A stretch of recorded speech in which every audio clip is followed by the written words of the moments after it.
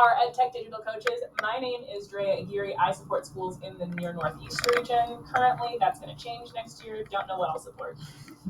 Hi, I'm Molly McGrath. I've been supporting secondary schools in the Southeast. Secondary, yes.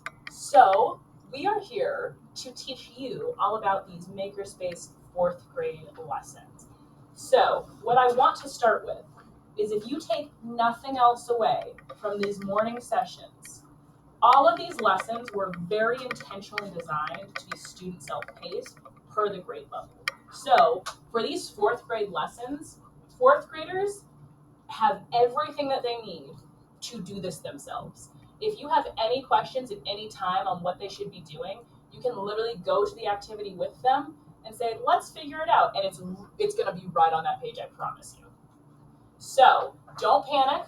Don't think that you need to know every single thing. This is not like direct instruction that like you're up in the front of the room. That would be impossible because you've got way too many things going on in this Genius Time room.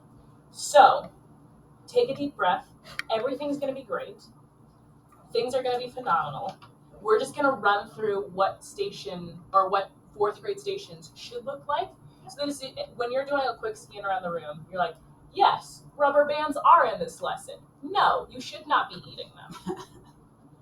So that's our goal for today. We're going to have time at the end to answer questions, especially if y'all are new to Seesaw. If you want us to run through a couple of things, we can do that at the very end.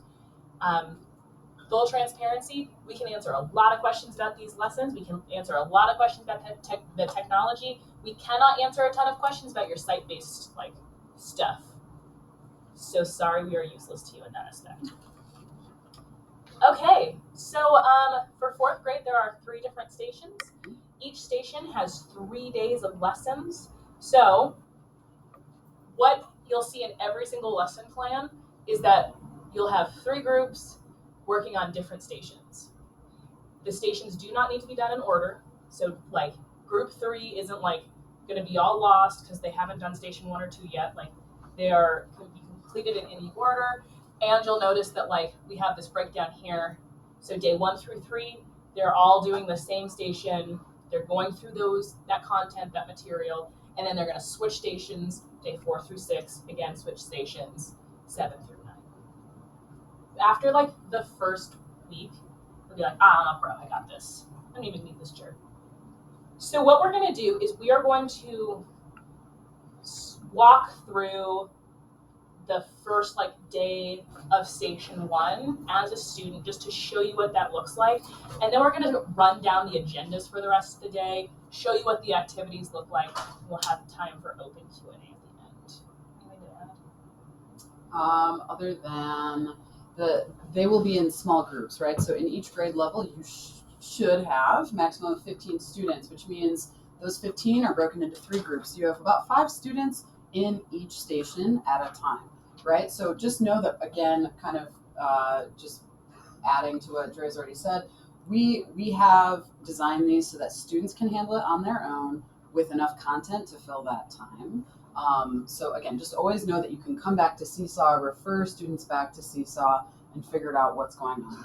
So we can jump into station 1. And again, 4th grade stations are all about sound. So different aspects of sound. So station 1 is all about playing with music, sounds, instruments, stuff like that.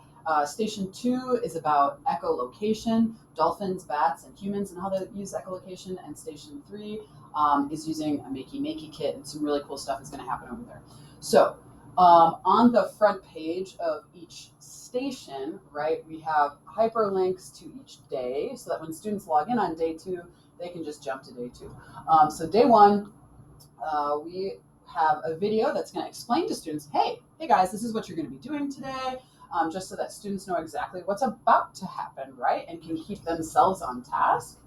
So we have that video, and then I'm done. Next page. So also just something to note, especially if your kiddos need a refresher in Seesaw, they cannot click this arrow thing. They can spam that arrow as many times as they want. Nothing's going to happen. They have to click the little link icon, and that's what will take them to the appropriate resource. And real quick on that note too, who has used Seesaw before? Okay. Cool. Cool. That's okay. What I suggested to the last group, and I'm going to say here too, is like you're going to have a mix of kids, right? So I would also suggest asking your kids, right? Like, hey, who's used Seesaw before? Because there are schools in DPS that have continued to use Seesaw this past year. So I think it's very likely that you'll have kids who can help you out in your classrooms as well. So agenda for day one, station one, right? We're going to watch the station walkthrough, read a book on Sora, watch some videos for instruction on how to build your cardboard guitar, build your guitar, record a short video, and keep it for tomorrow, okay? So I've got a lot of stuff to do today, so let's jump in. All right, so here we have a link to a Sora book. And who has used Sora? Okay, so Sora is like Overdrive. It's like online library, like ebooks, right? This hyperlink will take students to, we logged in our last session, so they will log in. It's very easy for students. It's already linked up to their DPS login, and they'll get access to that book. As many students as need copies should have access to it, no problem. It opens the book. Sorry, you're good. That's why. And then on the Seesaw lesson, it does say what pages they need to read. So I'm not reading the whole book today. It says like 7 through 15 or 8 through 15. So they come to Sora, they read their books. So I can either read, and then this one's an audiobook as well, so if they wanted to, they could listen to the audio version. So you both have written and audio for students on an IEP that needs a combination for text to speech that would cover it within the particular Genius time. I have not written all of the lessons, so probably a good thing to ask, anytime you see like a Sora book come up, if it's like a text to speech or a read aloud book as well. And for students with accommodations, if it's not a read aloud book, what would be the best appropriate course of action? This one is a read aloud, so got you. Yeah. Okay, great. And in 4th grade, at least, that's the only Sora text that they're accessing. So then instructions on how they make the guitar. There's instructions there, right? Even as far as like, this is what students are going to see. And they're going to go, well, how do I do that, right? There's a video, right? Fold it this way, then fold the tabs, this and this. Everything is there for kids. So, and then there's some other kind of things they can play around with. They're going to have some rubber bands and some plastic cups that they can play with making different sounds. Here's the video on how to fold the box. Some additional examples as well about just different ways. But yeah, it'll take them to different ways that they can make this guitar. Mm-hmm. They have options. They can live their best life making this guitar. The other thing is that, like, for most of these lessons, students have the option to either click into the box and type, or it'll say, use this recording thing. They literally click on the button. It's very self-explanatory. Like, they do what the thing tells them to do. Once they're done recording, they hit done, and it's shablam right there. Something else to point out is as students do their work, they should always be clicking on draft. When they click the green check mark, that essentially submits it, which is okay, right? Like on the teacher side, you'll just have to go back and unsubmit it. So just an FYI. But students will want to be saving their drafts as they work through each day. So when they get to the stop button, they're like, all right, I'm done with my work. I want to save all the stuff I did. Mm-hmm. They hit the draft button unless they're on day 3. They did their final thing. Then they hit the check mark. That's what pushes it to the teacher. So that's day 1. And the lessons for station 1 have a very similar kind of profile, right? Like, here's a video of what you're going to do. Here's the book pages you're going to read, and then an activity. And we have the agenda right there. So today, on day 2, they're going to play in Chrome Music Lab, which is really fun, really easy for students. They click around, have different games and kind of things they can play around with to just play with sound and make a recording that they will submit to Seesaw as well. So we just want to make sure we get through all 3 stations and have time for questions. So we're not going to dig in, slide by slide for everything. So then day 3, here's our agenda. Again, review vocabulary, read some more pages on Sora, about sound, Then they're going to create and record a song with their musical instruments and Crow Music Lab, either or combine them together in Screencastify. If you have students who are like, ooh, like I already know this technology, I want to jump in, I want to do something really fancy. And then finally, their final task of Station 1 at the end of day 3 will be to record an artist statement, just sort of like explaining their song and what they learned and what does it say about you. And so just some like final reflection and writing tasks to sum up that first station. So any questions on Station 1? You'll also note that in your lesson plan that you have access to, which is a Google Doc, you'll have literally like every link that students use, a rundown of what they should be doing that day, all of the required materials for the day, like it's all in this document here. But again, like students have everything they need to complete all of these activities within Seesaw itself. So like you could be rotating around and have multiple grade levels in one room and be like, all right, you're stuck, like let's watch this out video together.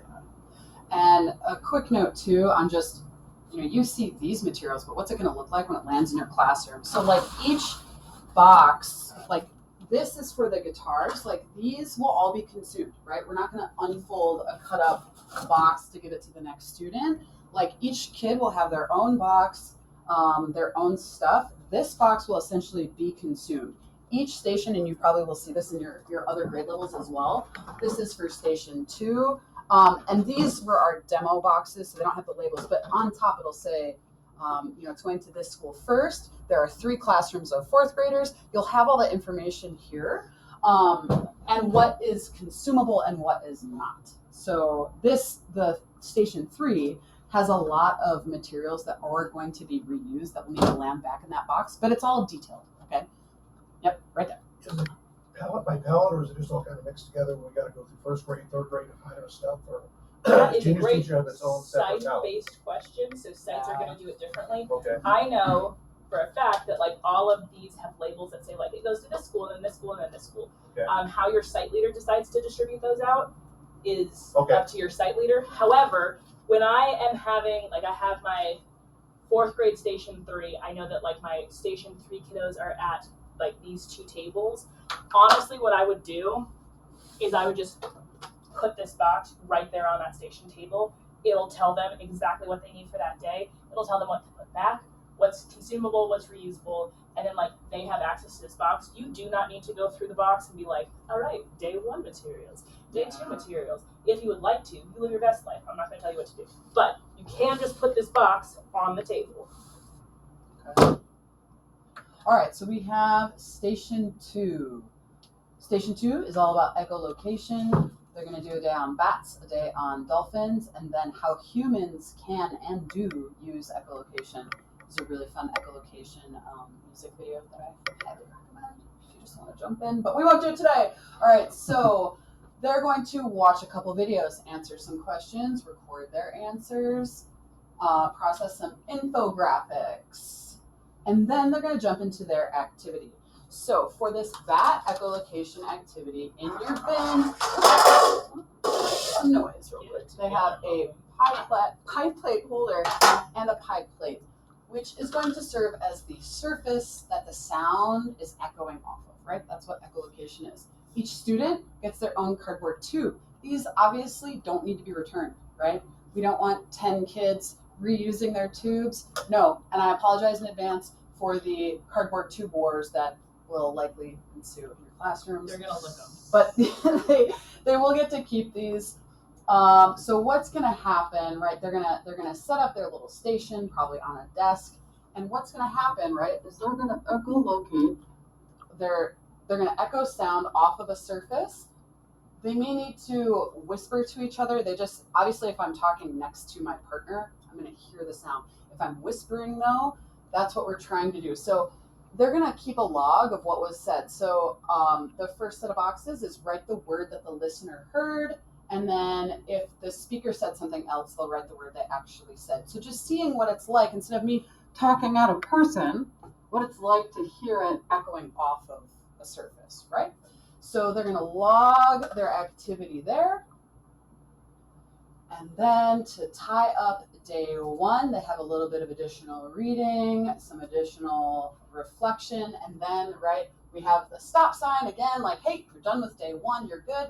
And hey, by the way, please return the pie plates and the stand because those are our reusable materials. Go ahead and put those back in the bin for station 2. And then on day 3, sorry. No, day 2. No, I skipped it. I don't know. Okay, cool. That's why, because it's a review. So they're going to review what they learned the day before to kick off day 2 of station 2. And now they're going to learn about dolphins and how dolphins use echolocation to communicate with each other, find their food, watch some videos, right, to learn about different sounds that they make. And then the activity for day 2 for dolphins and echolocation, and this seems a little complicated, but I promise it's not. So, and one thing I want to mention is that we talked about having groups of 5 in each station. So in these particular lessons, it would be really hard to do that with 5 people, right? You have 3 kids just sitting around. So I pack these so that you have 2 sets of materials, so they can be in groups of 2 and 3 within their mini group. Same with these. 2 blindfolds, and there is 2, it's a target fish, we'll get to that in a second, so that they can be in groups of 2 or 3, so that you don't have 3 or 4 kids just like, I don't have anything to do right now. So for this activity, they're going to give each other directions. One student's going to be blindfolded, and their target fish is going to be out here. The team, the non-blindfolded students are going to be giving instructions so that I can find my food, right? I'm using that sound feedback to locate my food as a dolphin. And what they need to do, the only kind of complicated piece is come up with commands that indicate what direction they need to move, right? And I intentionally included an example so that, because I know it's like, wait, be creative, and then they go, I don't know what to do. So if you want, if the students want, they can just say, okay, la means left, ra means right, and they're guiding each other to that, or they can make their own set of commands for those sounds. They need to practice and remember those, because when they're blindfolded, they're going to have to remember what that means. And then on the next slide, no worries, they can rewrite those up there so that they can see what their commands are while they're doing the activity. They have a 1-minute timer so that while they're taking turns, right, they're going to have trials. They have 1 minute to tell each other how to get to the food. So if, depending on what's going on in your room, do you only have 15 kids? Maybe they can have this whole corner. They can put their target fish on the floor, and they can take small steps to locate the food. And if it's really crowded, obviously this is small enough, they can do it on a desk, around a desk, right? Spin them around a couple times and see how close they can get in a minute. Dolphin hand? Yeah. So they'll log that information there. Real quick, can you just show the log real quick for anyone who hasn't used Seesaw? It's, for those of us who are used to Schoology, it's like, hey, here's a Google Doc. That wouldn't work as well in Seesaw because they wouldn't be able to submit it. So here, there are just boxes that students can click into. So if the students are confused, like, nope, just go ahead and click in, start typing, figure it out, and then switch roles. So all the instructions are there. And then to tie up day 2, right, return these materials to the bin. And we do have extras. I think we forgot to mention that too. So like somebody accidentally, is cutting their box and they just, right, bust their whole guitar. There are extras available, so don't feel like you can't let students do what they need to do. But in general, we do want to get the right materials back so that it can head to the next classroom, the next school. Yeah, definitely use like teacher discretion. So like little Johnny over here like accidentally cuts his box in half. He's very upset that now his guitar is cut in half. Like he can have another like cardboard thing. Yeah. Now if you have people who are just like hucking the cardboard at each other and like creating cardboard robots, like maybe not. Right. Okay. So some final reflection here, and then day 3 is very similar. They're going to review what have they learned about echolocation so far,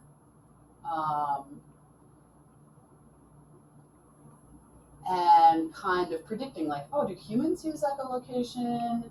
Watch some videos. They're going to learn about a blind boy who actually is learning to use echolocation to get around his environment, and then they're going to create a sound map. So they're going to think about their own homes and think about the sounds that they can hear in each room of their home. If they lost sight, how would they be able to navigate? How would they be able to see with their ears, right? So they're going to list that all out as sort of a pre-thinking exercise for their final task, which will be, right, imagine you've lost your sight and now you have to use your hearing to see and get around. Imagine walking through your front door at home, and imagine walking through to get to your room.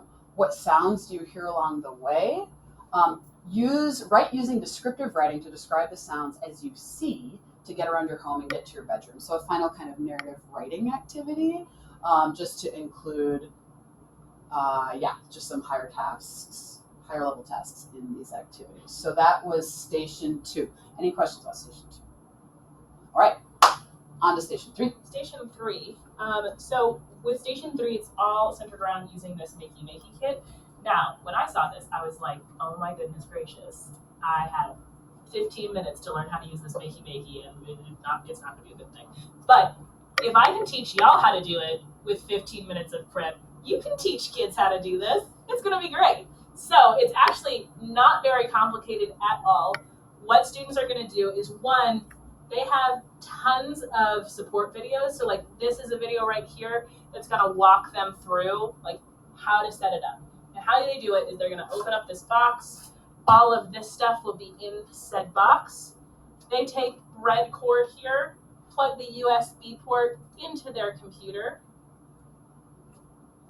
take the other port here, plug it into the circuit board, and then they'll have these little doodads here. Both sides are clips, so they can push the rubber protective coating down, squeeze it, and it opens up the clamp here. And based off of the activity that they're doing for that day, they'll clamp it one part to the machine, one part to whatever they're doing for the day. Again, very clear instructions for like what's clamped and what's not. So first day, all about setting up your Makey, making sure that works. And we're going to test to see what materials are conductive and which ones aren't. So they're first going to make a hypothesis. All they need to do is drag the materials to the side that they think makes sense. It's a hypothesis, so like they're making educated guesses here. They don't need to go back, revise anything. They're just like trying to get them thinking. After that, they're going to start using their Makey to conduct activities. So you'll notice that, again, there's that video on setting it up.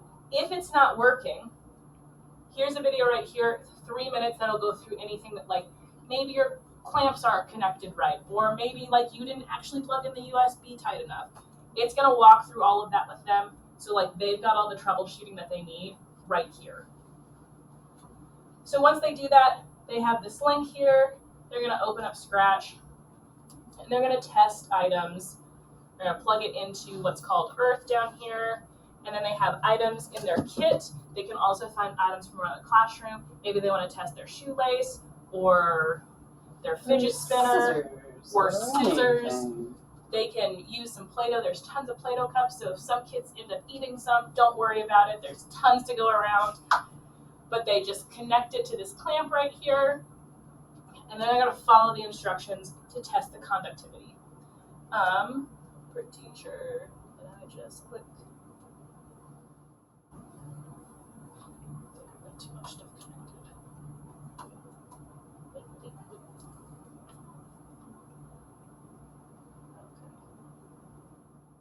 And then it should test it for me, but there's instructions, and everything's going to be great. Don't panic. So, day 1 is all about like testing what's conductive, what's not. They're going to have some reflection stuff. There's tons of stuff in the box that they can test. And again, all those instructions right here. It's a lot of fun. They get to test stuff, and like nothing's going to electrocute them, so don't panic about that. They then do their reflection. They'll see the stop thing. They'll save it as a draft. We're on to day 2. So day 2, what they're going to do, they're again going to use their Makey. They're going to set up the red cord, circuit box, but now they're going to use pencils and paper, all of which are included in your box, to make an instrument. So they're going to go through, they get to watch the video on how everything works, so that's going to demo it for them. They then get to draw their own instruments. They use the Makey website to test their instrument. Super cool. They can be really creative with what they're drawing and like how it connects to what. And then they've also got like tips. Make sure that like your lines are really dark. Make sure that you're drawing to like the edges of your paper, all of that stuff, and like you're keeping like some sort of finger on that like earth to ground it. Also, if your instrument isn't making any sound, she's got all of these troubleshooting questions for them. They can just go through question at a time, be like, all right, I'm going to answer all these questions. By the time I get to the bottom, my makey will make sound. So they do that, answer their reflection question. So for this one, they're going to record a song. If they don't know how to use like Chrome recording tools and how to upload, again, there's a video that walks them through step by step right here. They'll then hit save. We're on to day 3. In day 3, they're going to start making keys. They're going to watch the video. They're then going to follow these steps. And then they're going to upload their song. They're going to share their songs with their groups, and it's going to be really awesome. You're going to be like having a bunch of DJs in the room. It's great. For their final reflection, they're going to answer this like chart, and it's got like this final cleanup task there. They're going to run through, make sure that everything that needs to go back in the box goes back in the box, and we're all great.